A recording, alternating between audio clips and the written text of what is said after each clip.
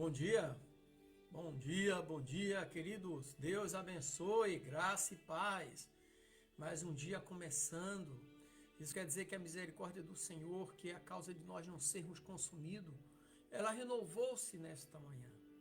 Por isso estamos aqui. E podemos dizer, Ebenezer, porque até aqui tem nos ajudado o Senhor. Amém? Vamos orar então, queridos. Senhor Deus Santo, vivo, poderoso, Deus Criador dos céus e da terra, Deus, muito obrigado. Obrigado primeiramente pelo sacrifício expiatório feito pelo teu Filho amado a nosso favor. Deu a sua vida por nós. Obrigado, ó Deus, pelo descanso da noite. Obrigado por acordarmos com vida e obrigado por esse ar que nós respiramos, Senhor. Obrigado por termos o alimento à mesa. Obrigado por vivermos em família, Senhor. Deus, louvado e engrandecido o teu santo nome. Obrigado pela tua justiça, Pai.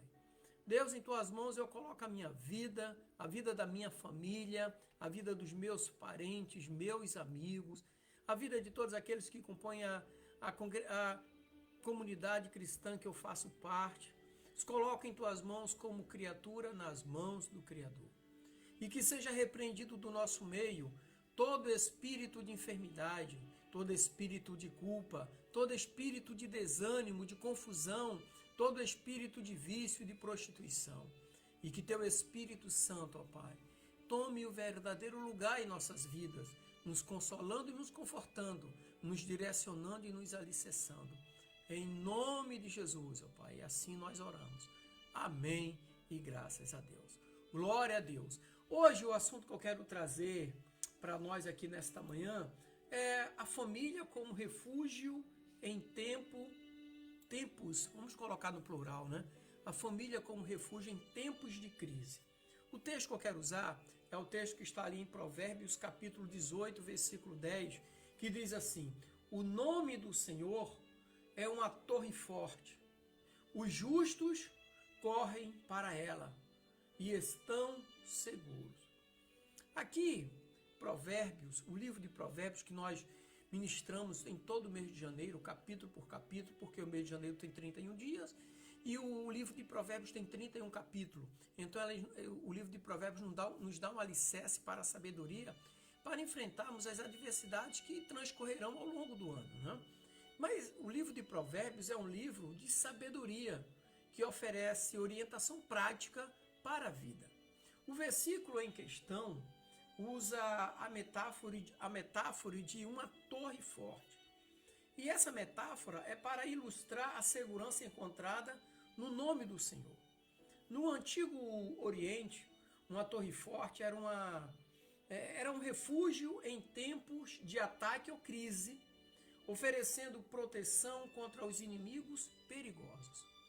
Então, ao corrermos para essa torre, os justos buscam refúgio em Deus e ali acham a segurança, encontram a segurança. E nesse contexto de Provérbios 18:10 aqui, o nome do Senhor simboliza o próprio Deus com todas as suas características e atos redentores, né? O uso do verbo correr implica numa ação rápida e determinada em busca de segurança. A promessa é de que aqueles que são justos, não por méritos próprios, mas pela justiça imputada de Deus, esses aí encontrarão a proteção nessa torre forte, que é o próprio Deus. Deus dá a proteção para aqueles que o buscam, de uma maneira geral. Então, a implicação prática desse Provérbios que nós lemos 18:10, a implicação prática para a família em tempos de crise, ela é muito profunda.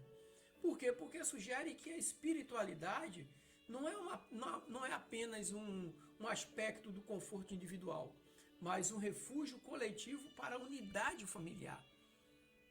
Assim, a exortação ela é bem clara. Em momentos de incerteza ou dificuldade, as famílias devem buscar sua força e segurança em Deus.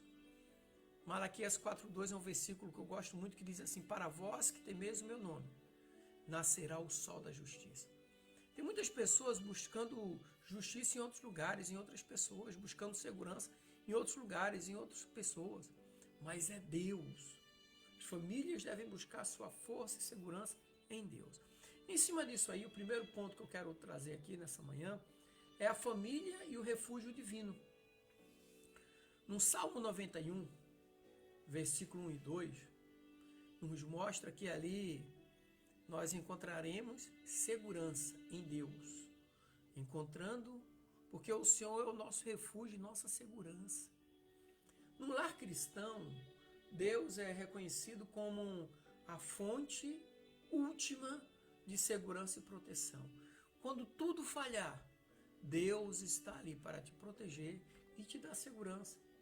Em tempos difíceis, a família pode encontrar consolo e força ao buscar refúgio na presença de Deus. E esse buscar refúgio na presença de Deus reforça a fé. E como que nós reforçamos a nossa fé? Através da oração e da busca em conhecer as Escrituras Sagradas, a palavra de Deus. O próprio Jesus falou no capítulo 17 do Evangelho de João, capítulo 17, versículo 17 do Evangelho de João. Santifica-os na verdade, a tua palavra é a verdade. E outro ponto aqui é o papel da adoração familiar. A adoração em uma família serve como uma declaração de dependência de Deus. Um ato que fortalece a unidade familiar e estabelece uma fundação espiritual sólida que pode resistir às crises. Quem disse que não tem que ter? No meio das famílias tem discussões, porque são conflitos de pensamentos. Tem que haver. E esses conflitos de pensamento servem justamente para fazer os alinhamentos naquilo que está certo e naquilo que está errado. Mas essas discussões devem ter um propósito, um objetivo. E a oração serve para equilibrar. Resolveu, está tudo certo, ore agradecendo. Antes de, ore também. E Gálatas 6, versículo 2, fala exatamente sobre esse compartilhar cargas de oração, em oração. Então, quando membros da família enfrentam desafios, compartilhar essas preocupações em oração pode aliviar o peso individual daquela pessoa que estava sentindo essa carga muito forte. E promove o quê? Um sentido de apoio. E apoio quer dizer que é sempre uma ação mútua. Eu estou apoiando alguém. Ou seja, um sentido de apoio mútuo e ação coletiva. Isso sob a liderança de Deus. Deus no comando sempre. O segundo ponto que eu quero trazer é a família como um sistema de suporte. A carta que Paulo escreveu aos Efésios, capítulo 4, versículos 15 e 16, fala de uma maneira geral que a comunicação, fala da comunicação em apoio mútuo, né? A comunicação aberta e honesta é crucial em tempos de crise. Aqui em casa, minha esposa até fala que às vezes eu sou que eu não gosto de enrolação. Meu filho Bruno não me conhece. Eu não gosto de enrolação. Patroa, ela vem falar, já sabe. E a comunicação, ela é importante para isso aí. Ela tem que ser aberta e honesta. E nesse sentido, ela é crucial em tempos de crise. A família deve funcionar como um corpo, onde cada membro suporta o outro com verdade e amor, contribuindo para o crescimento em Cristo. E Cristo é o caminho, é a verdade e a vida. Então, se não houver a verdade, a sinceridade no meio da família, não consegue ser um corpo de Cristo ali. Então, tem que haver isso aí, né? Então, o cristão, a Bíblia fala para nós sermos sinceros, não. Da mesma fonte não pode jorrar água doce e água salgada. Ok? Então, a comunicação e apoio mútuo, ela é estabelecida na verdade coletiva. Coletiva.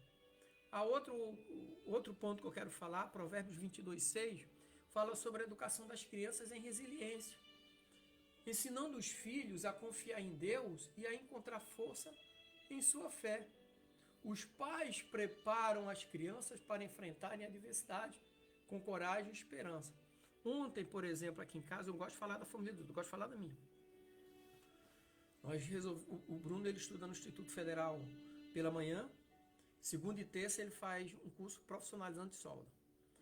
A partir do dia 10 de março ele vai fazer um curso profissionalizante de torneiro mecânico também.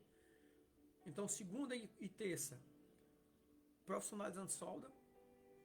Quarta e sexta, profissionalizante em torno mecânico. Então ele chega do Instituto Federal, que ele faz técnico em mecânica industrial, vai direto para o Senai, segunda e terça, quarta e sexta. Só vai ter folga na quinta-feira. Por quê? Eu falei para ele, esse ano é o ano de você estar se preparando para o ano que vem, você está entrando no mercado de trabalho fortalecido no teu cognitivo e na prática, na profissão que você vai enfrentar o mercado de trabalho, né? Então, nós precisamos educar as crianças em resiliência, serem resilientes. Então, senão, nós vamos criar adultos fracos. Família fraca, igreja fraca. Outro ponto. Eclesiastes 4:12 fala sobre a preservação do casamento. O casamento deve ser preservado como uma relação que dá força, não destruidora. Um cordão de 3 dobras que inclui Deus não se rompe facilmente. É Deus, o marido e a esposa. Ou seja, simboliza que juntos o casal pode enfrentar desafios de uma maneira mais eficaz. É o triângulo. Ali, ó, Deus, o esposo e Deus, o marido e a mulher. Quanto mais eles estão próximos de Deus, mais eles estão próximos do outro também. É um triângulo. Um triângulo é uma figura geométrica com 3 lados iguais. Não tem que pender mais para um do que para o outro. E os dois juntos apontam para Deus. Então, preservação do casamento. E o terceiro e último ponto que eu quero trazer é sobre a família e a solidariedade comunitária. Ali. Então, Atos 2, 44 e 45 nos fala do auxílio aos necessitados. Ou seja, a generosidade é vital em tempos de crise. A família cristã deve olhar além de suas necessidades para ajudar outras pessoas, se for preciso, também na comunidade. Mas lembrando que a família, ela é o foco. É ali. Não adianta querer ser bonzinho para os de fora e faltar para os de casa. Não adianta. Primeiro os da família ali, é a família que Deus colocou na tua mão, a tua igreja, o cabeça ali, ele tem que cuidar da sua esposa, tem que cuidar dos seus filhos. Não adianta ser bonzinho lá para fora e em casa não ser. Não adianta dar uma de rico lá fora e em casa faltar as coisas. Não adianta ser carinhoso lá fora e faltar carinho em casa. Não adianta querer ser verdadeiro lá fora e em casa ser um mentiroso. Então, auxílio aos necessitados começa dentro de casa e depois se expande. Aí sim, porque você ajuda, a tua esposa ajuda, teus filhos ajudam, vai haver aquela auxílio aos necessitados. Tiago 1,5 fala sobre recepção de orientação e sabedoria. Bom esse assunto aí. Em busca de sabedoria para lidar com a crise, a família pode se voltar para a comunidade da fé para receber orientação e conselho. Mas o recomendável, ou seja, volta ir para a igreja pedir conselho, mas o importante de buscar sabedoria é em Deus. A família, quando ora juntos na refeição, a família, quando discute pontos bíblicos juntos, gera um crescimento espiritual muito grande no meio da família. E todas as vezes que a família se reúne para orar, para ler a Bíblia, eles afastam o inimigo de perto. Porque o inimigo teme ao poder da oração. O inimigo teme ao poder do louvor. O inimigo teme ao poder da palavra. Lembram quando Saul estava acometido de um espírito demoníaco? Davi chegava com sua harpa, tocava um hino ali, o inimigo fugia, o espírito maligno saía de Saul. Então, a comunhão com Deus através das escrituras sagradas, através da oração e do louvor, afasta o inimigo da família. E o último ponto que eu quero trazer aqui, nesse último tópico, de família e solidariedade e comunitária, é o fortalecimento do propósito familiar, que está descrito ali na carta de Paulo aos Filipenses, capítulo 2, versículo 2. Ao servir juntos, Igual Josué falou, eu e a minha casa serviremos ao Senhor.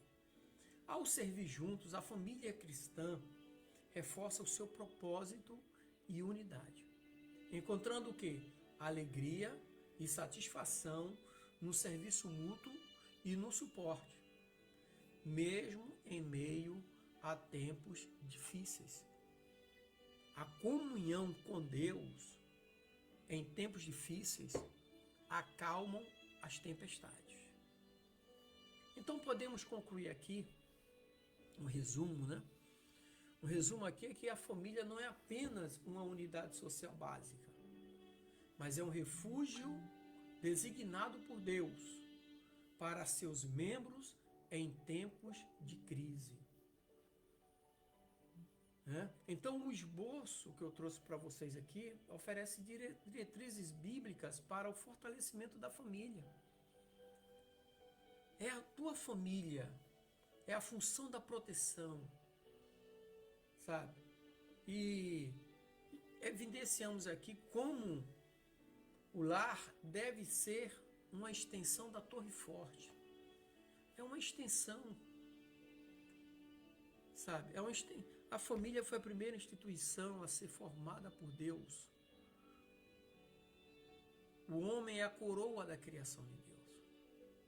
Então, meu irmão, minha irmã, quero mandar um abraço para o Marcelinho, aqui de Balneário Camboriú, está nos acompanhando. Deus abençoe, Marcelinho. Derrame bênção sobre a tua vida, sobre a vida da tua família. E muitas das vezes as pessoas me ligam, né? Pastor Dimas, como é que estamos? Como é que... Família é a base de tudo. Família forte, igreja forte. Família forte, sociedade forte. Família é tudo aquilo ali que você pensa. Deus olha para a família, Deus olha para você. Veja que Deus, através do homem, ele chamou Abraão e a sua família. E a partir da família de Abraão, Deus formou uma grande nação. Deus tem grandes projetos para você e para a sua família. Amém? Então que Deus te abençoe, meu irmão, minha irmã, e derrame bênção sobre a tua vida. E tenha dias alegres, abençoados e prósperos, em nome de Jesus. Graça e paz.